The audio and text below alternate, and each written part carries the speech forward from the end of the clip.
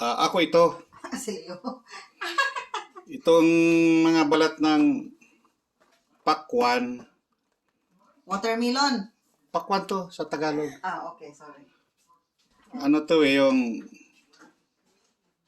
sa amin, hindi na to tinatapon kasi ano rin to pagkain nito gulay.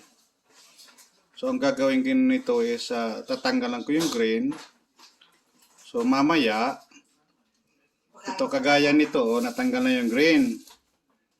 Tapos ngayon, ano ko to mamaya, ilalagay ko muna sa ref para fresh ko siya. So mamayang gabi, ito na lang yung ulamin ko. Tapos igigisa ko to sa sa sardinas. Sarap to.